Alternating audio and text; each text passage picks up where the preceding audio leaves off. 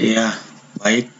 Kita ketemu lagi di minggu ketiga mata kuliah teori belajar PAK ya. Iya.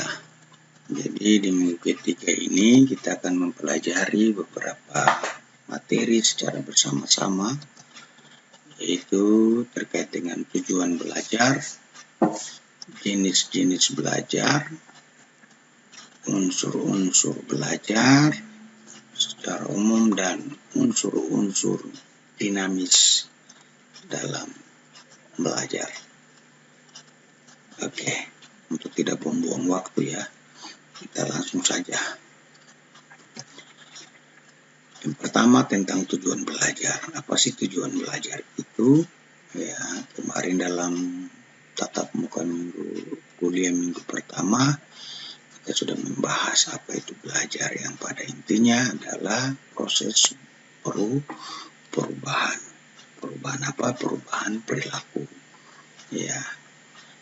Nah, tujuan belajar di sini dikatakan bahwa tujuan belajar merupakan perilaku hasil belajar yang diharapkan terjadi, dimiliki, dan dikuasai.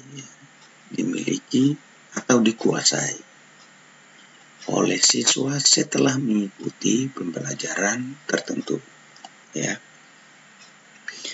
Jadi dalam proses pembelajaran ya, ada sesuatu yang diharapkan terjadi ya. Sesuatu yang diharapkan dimiliki atau dikuasai oleh siswa, itulah sesuatu itu apa? Perilaku. Hasil belajar. Hasil belajar itu sebuah perubahan perilaku. Itulah yang kemudian disebut sebagai tujuan belajar. Jadi tujuan belajar adalah perilaku hasil belajar. Ya, begitu. Perilaku hasil belajar yang diharapkan terjadi, yang diharapkan dimiliki, diharapkan dikuasai oleh siswa setelah belajar, setelah mengikuti kegiatan pembelajaran tertentu. Jadi secara umum tujuan belajar itu mengarah ke situ, bahwa perubahan perilaku. Ada sesuatu yang kemudian sebelumnya tidak dimiliki, dapat dimiliki. Belum dikuasai, setelah belajar bisa menguasai. Seperti itu tujuan belajar. Nah, secara khusus dalam proses pembelajaran di kelas itu oleh Benjamin Bloom itu dikemukakan 3 tujuan, yaitu apa? Pernah dengar loh? Pengetahuan, sikap, dan keterampilan. Ya. Kognitif, afektif, dan psikomotorik. Ya. Nah ini, menurut Benjamin Bloom dan kawan-kawan, tujuan belajar ya itu ada 3, yaitu untuk pembentukan. Tujuan belajar adalah pembentukan pengetahuan atau pembentukan kognitif. Ya. Yang kedua adalah pembentukan sikap afektif, dan yang ketiga adalah pembentukan keterampilan atau psikomotor. Ya, dari ini pengetahuan. Jadi tujuan belajar adalah pembentukan pengetahuan dari yang tidak tahu menjadi tahu. Pembentukan sikap dari yang sikap tidak baik menjadi baik. Ya. Yang pembentukan keterampilan dari yang belum terampil ya menjadi terampil. Ya. yang belum bisa melakukan sesuatu bisa melakukan, ya, seperti itu. Nah, di dalam teori Bloom tentang tujuan belajar ini ada tingkatan. Jadi dari sisi pengetahuan itu tingkatannya ada 5. 6 ya, C1 sampai C6 ya, ada 6. Kemudian pembentukan sikap afektif dan psikomotor ini masing-masing ada 5 tingkat. Ada tingkatan. Tingkatan ini maksudnya ya kuasai satu dulu baru bisa naik. Tidak bisa langsung naik. Di tingkatan-tingkatan ini sesuai dengan tugas-tugas perkembangan juga. Nah, ini tingkatan-tingkatan ini kemudian ada kata-kata kerja operasionalnya yang biasanya guru-guru gunakan, dosen-dosen juga dalam merumuskan tujuan pembelajaran objektif atau tujuan instruksional yang dalam penyusunan RPP, dalam penyusunan RPS, rencana pembelajaran semester, dalam penyusunan RPP, rencana pelaksanaan pembelajaran, gitu ya. Jadi nanti kita lihat ada pengetahuan, pemahaman, penerapan, analisis. Ini sintesa atau sintesis ya, bukan dintesa. Ya. Dan evaluasi. Ada penerimaan, ada partisipasi, ada penilaian, organisasi, dan pembentukan pola hidup. Pembentukan pola hidup merupakan tingkatan pembentukan sikap yang paling tinggi, afektif yang paling tinggi, ya. Nah, di keterampilan kreativitas lah yang paling tinggi, mulai dari persepsi, kesiapan, ada gerakan-gerakan terbimbing, gerakan-gerakan biasa, kemudian gerakan kompleks, gerakan-gerakan yang susah, dan kemudian kreatif. Nah, ini Anda bisa lihat di sini. Ini kognitif ya, tingkatan C1 sampai C6 tadi. Ya. Ya. Kreatif. Jadi ini kata-kata kerja operasional yang biasa digunakan supaya menguji apakah kreatif atau tidak, atau menggunakan kata kerja operasional merancang, mendesain, ya, menciptakan, hanya kalau hanya untuk mengingat ya di sini C12 mengingat, memahami. Ya. Kalau aplikasi ya di sini ya C3 analisis, C4 biasanya mahasiswa mulai dari C4.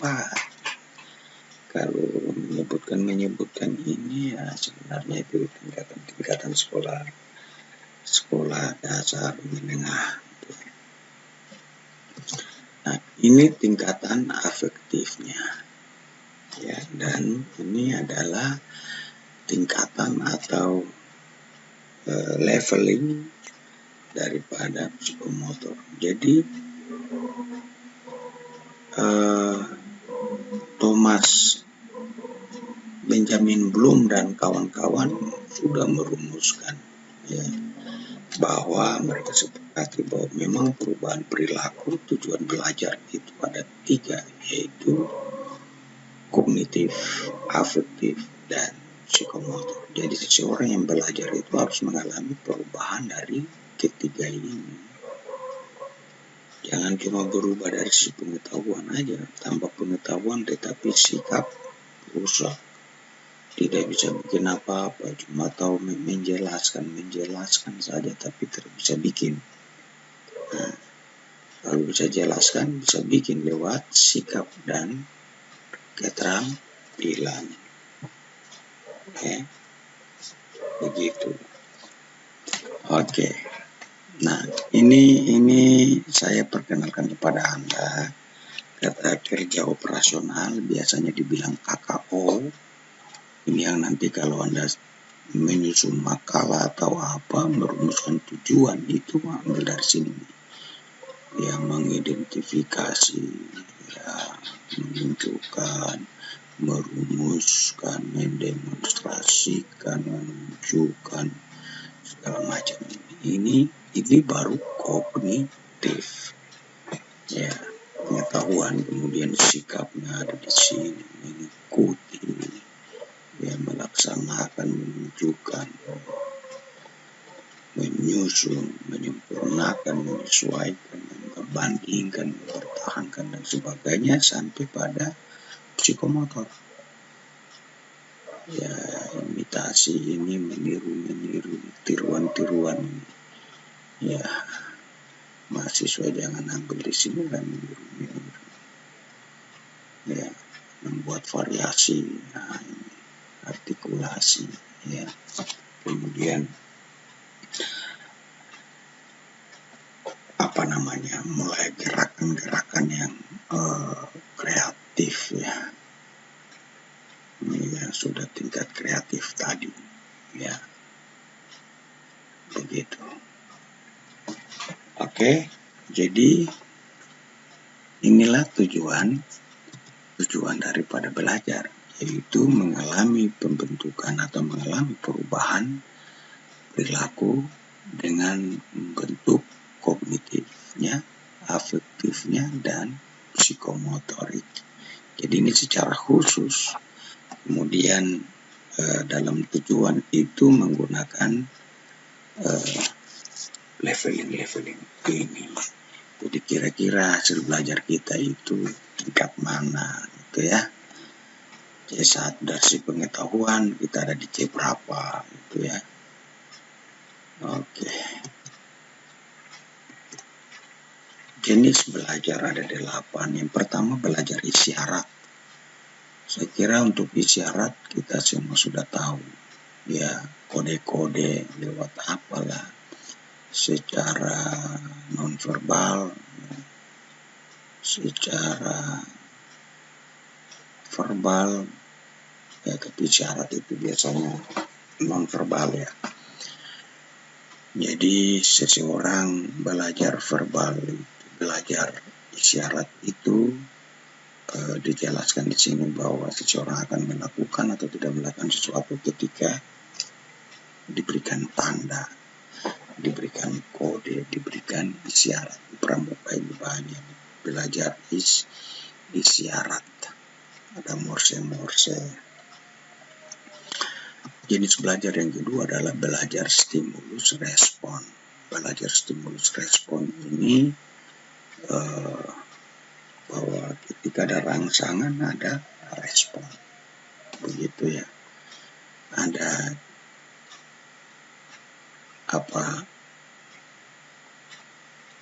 rangsangan dari luar, gitu, ya. Jadi orang biasa berdiri, tiba-tiba misalnya ada sesuatu yang ini langsung direspon, menghindar dan sebagainya. Jadi ada stimulus, ada respon. Ya, itu dari sisi belajar itu biasanya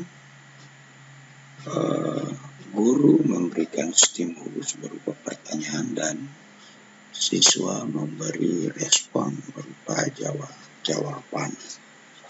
Itu, ya. Belajar rangkaian. Ya, jadi kemudian dari stimulus respon itu kemudian dirangkaikan, ya, dipadukan, ya. Jadi ini tidak bisa tiba-tiba belajar merangkai kalau belum belajar respon, stimulus respon. Jadi ini ada tingkatan-tingkatannya, ya. Tidak bisa langsung belajar stimulus respon kalau belum belajar isyarat. Jadi ini tingkatan-tingkatannya seperti itu. Nah, Dari belajar stimulus respon, kemudian muncullah belajar rangkaian. Artinya bahwa belajar rangkaian ini memanfaatkan hasil belajar stimulus respon. Begitu ya. Oke. Belajar asosiasi juga, kemudian dia sudah bisa merangkai pengetahuan yang dia sudah dapat dari belajar stimulus respon. Sekarang dia mengasosiasikannya secara verbal, ya. Nah, jadi ini bisa dilakukan jika kita sudah, individu sudah mengetahui sebutan bentuk, ya, dan tahu maknanya. Karena asosiasi ini seperti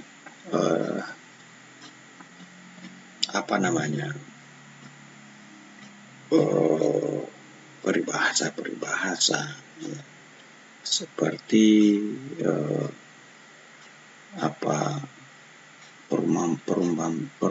perumpamaan, andaian, ya. Jadi mengasosiasikan, ya. Oke. Yang berikut adalah belajar membedakan. Ini jelas, ya. Kemudian dia bisa dari pengalaman-pengalaman yang dia sudah punya dari belajar stimulus respon itu, belajar yang sebelumnya, kemudian dia bisa membedakan. Ya, membedakan ini cukup tinggi, ya.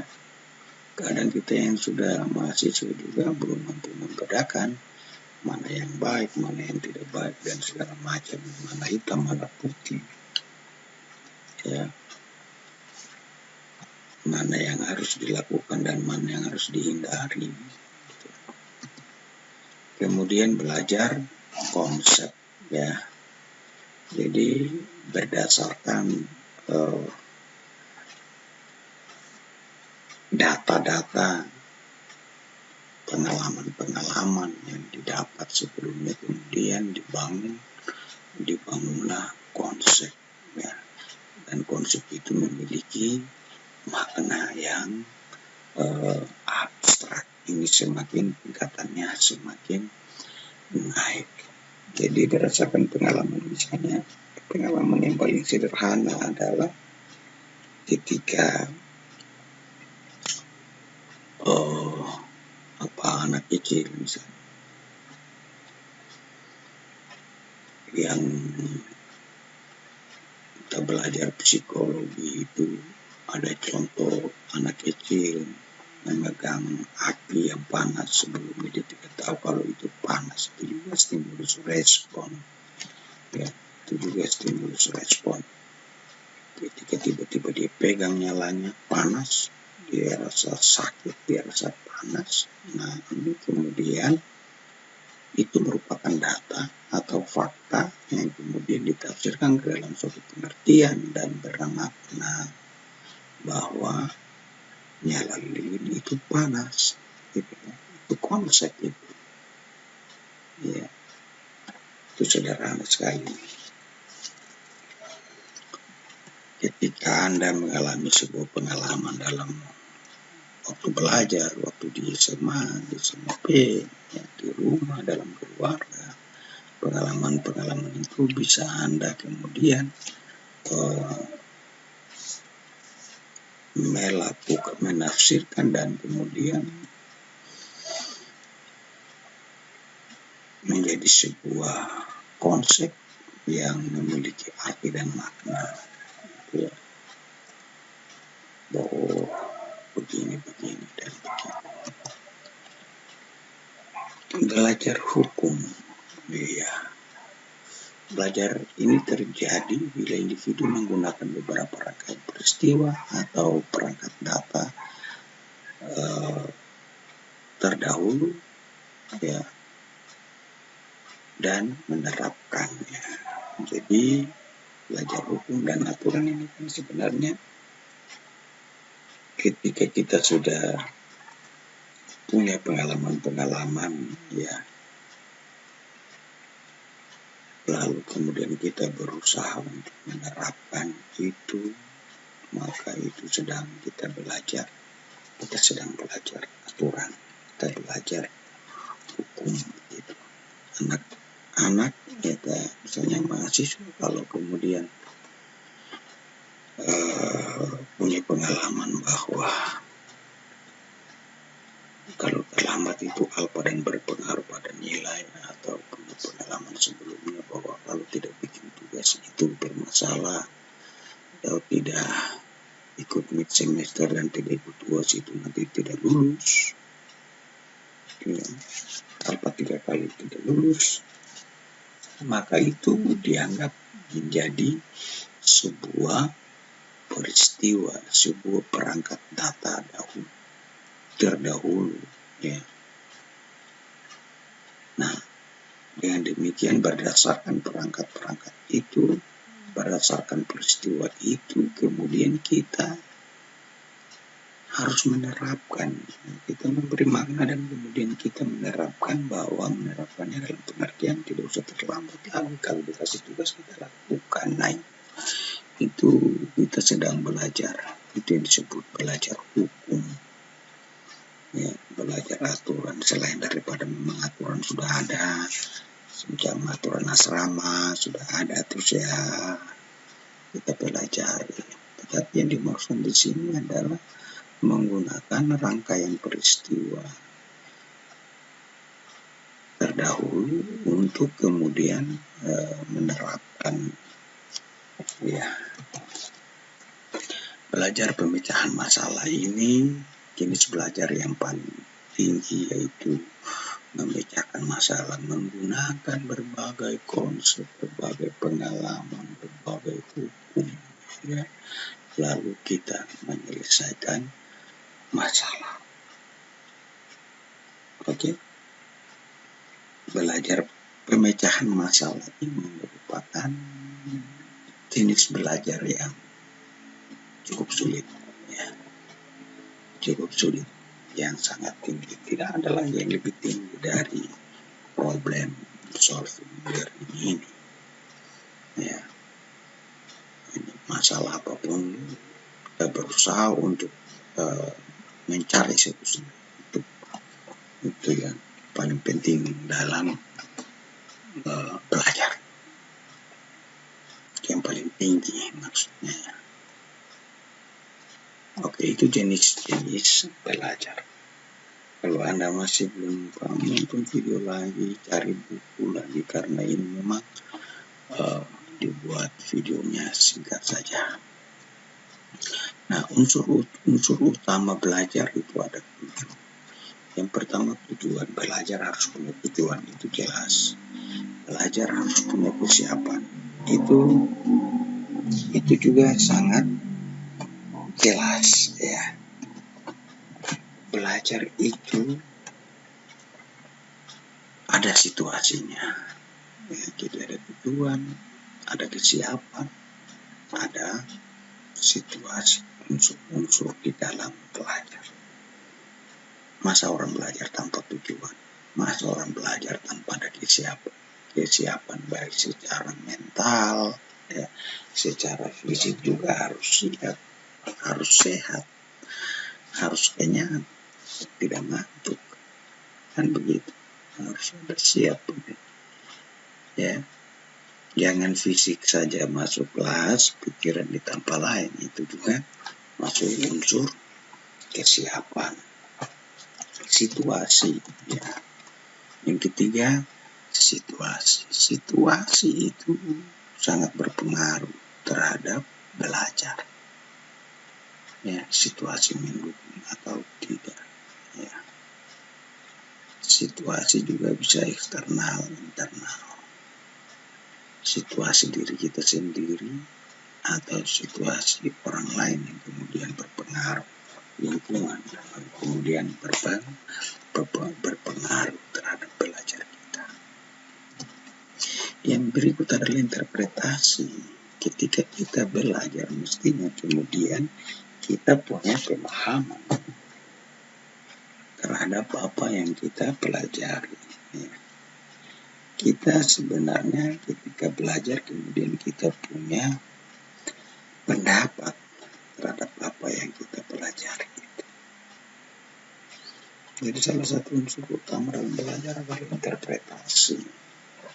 Nah, kalau kita belajar tetapi kita tidak bisa menginterpretasikan apa yang kita pelajari, wah, bisa dipertanyakan juga.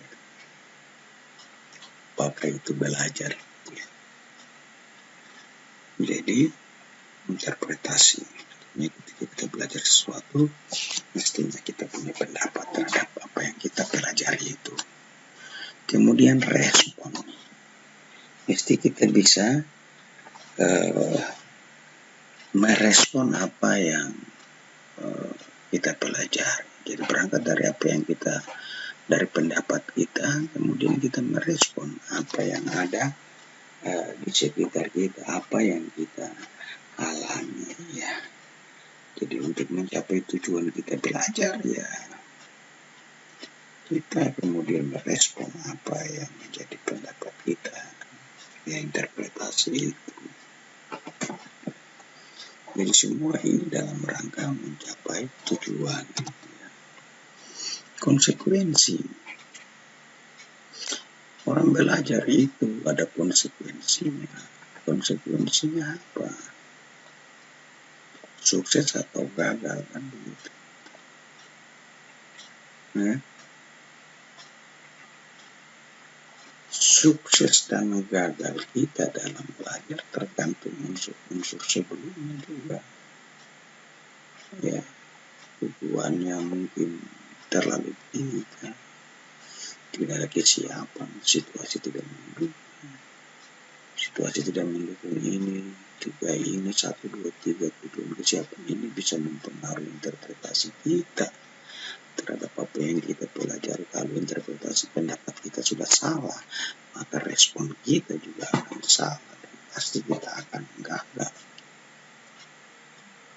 Ya, konsekuensi itu bisa kegagalan, bisa keberhasilan belajar.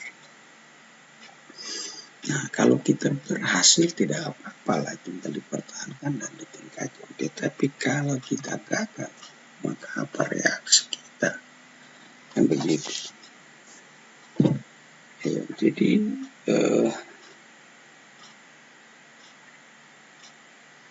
menjadi salah satu unsur utama dalam belajar adalah reaksi terhadap kegagalan. Karena kegagalan itu adalah sebuah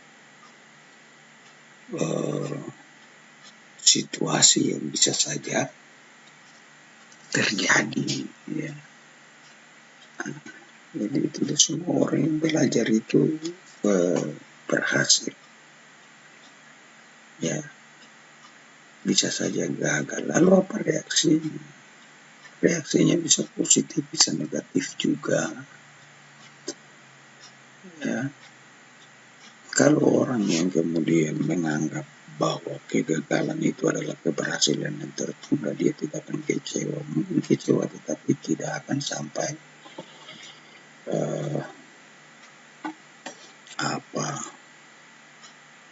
tidak sampai apa ya. Nah, Anda sudah tahu pastilah.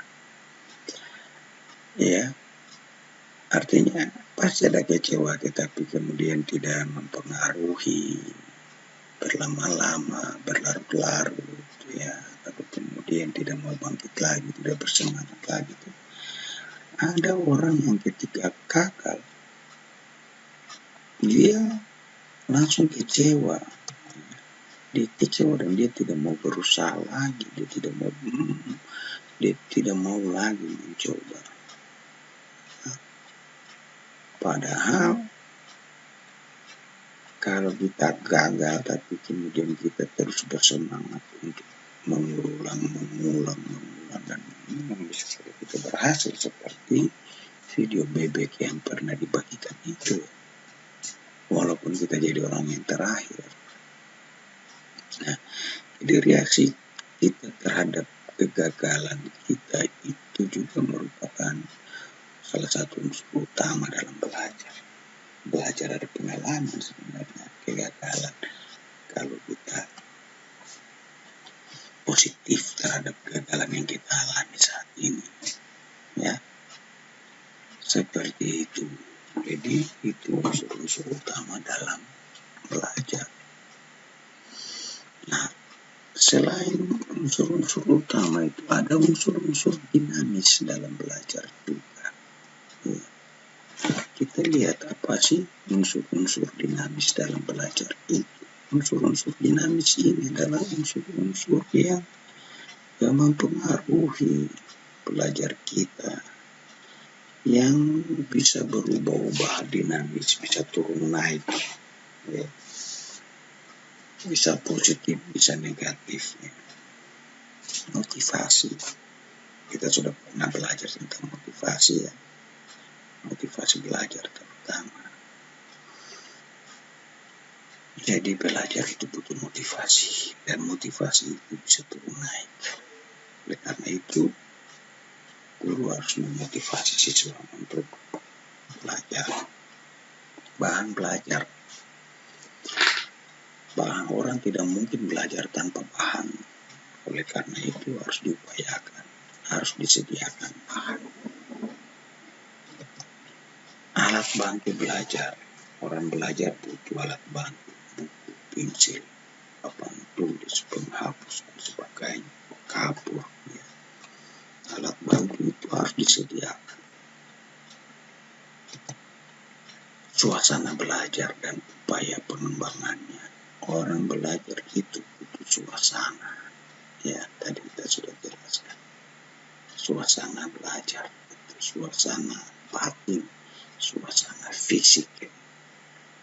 Jadi bukan fisikili saja, sakit saja, sakit fisik, tetapi juga pikiran, suasana dalam kelas, macam-macam suasana belajar harus diupayakan, dikembangkan, menciptakan suasana belajar yang efektif. Ya, lalu yang kelima adalah kondisi subjek belajar dan upaya penyiapan dan penyembuhan. Subjek belajar ini siapa? Siswa itu. Bagaimana kondisi mereka, bagaimana mengupayakan supaya mereka siap. Ya, tadi unsur kesiapan. Bagaimana menguatkan mereka supaya mereka bisa belajar dengan baik. Jadi kondisi subjek belajar, ya, kondisi siswa kita, pembelajar, peserta didik, dan upaya menyiapkan mereka dan meneguhkan, menguatkan, mengukuhkan seperti itu, supaya mereka mau terus belajar dengan baik. Ini unsur-unsur dinamis dalam belajar ada 5.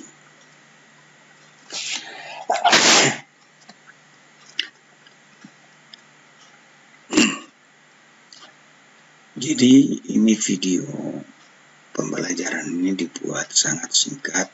Saya juga dalam keadaan kondisi yang agak kurang fit, ya, tetapi harus menyiapkan video ini untuk Anda.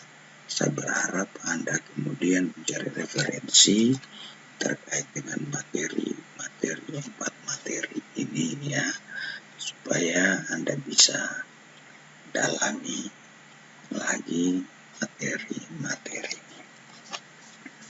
Demikian, Tuhan Yesus memberkati Anda dalam perkuliahan ini. Sukses untuk semua. Shalom.